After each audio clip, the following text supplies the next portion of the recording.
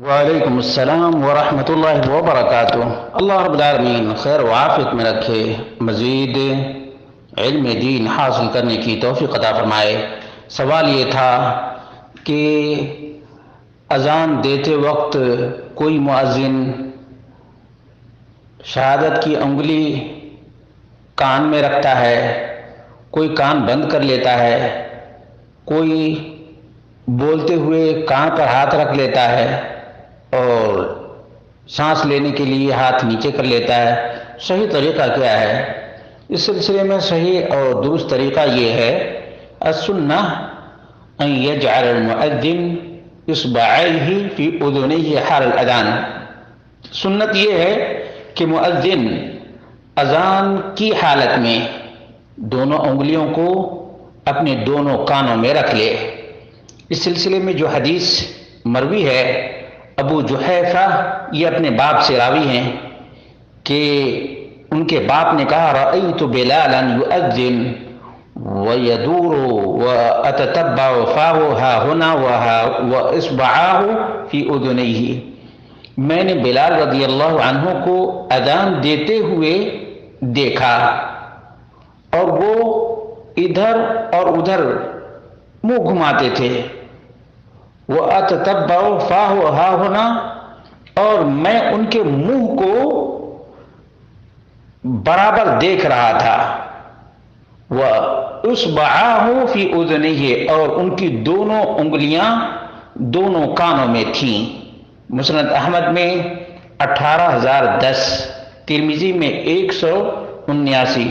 شیخ ناصر الدین الالبانی رحمہ اللہ نے ارواء الغلیل 230 پر صحیح قرار دیا ہے۔ علامہ ابن المنذر رحمہ اللہ نے کہا روینا عن بلال و ابی محذورہ انہما کانا یجعلان اصابعہما فی آذانہما۔ ہم نے بلال اور ابو محذورہ سے روایت پائی ہے کہ دونوں کے دونوں اپنی انگلیاں کانوں میں رکھا کرتے تھے۔ وَمِمَّنْ رَآ أَنْ يَجْعَلَ الْمُؤَذِّنَ سَبَّابَتَيْهِ فِي أُذُنَيْهِ الْحَسَنُ الْبَصْرِي ومحمد بن سیرین والأوزاعی وسفیان الثوری وأحمد وإسحاق والنعمان وابن الحسن۔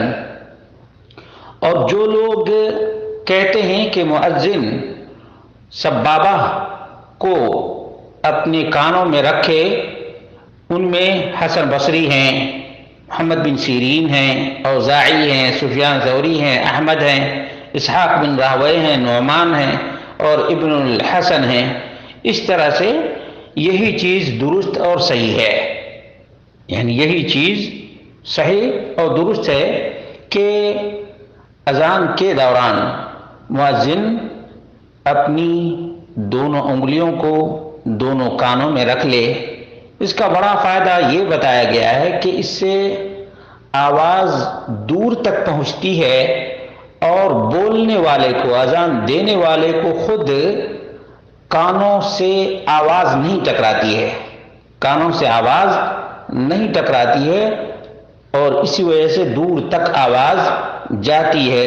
بہرحال یہ مستحبات میں سے ہے، مستحبات میں سے، خاص طور سے اس زمانے میں جبکہ مائک کا استعمال بالکل ہی عام ہے، علماء نے مستحب قرار دیا ہے، یعنی کرنا بہتر ہے، اس طرح سے رکھنا بہتر ہے۔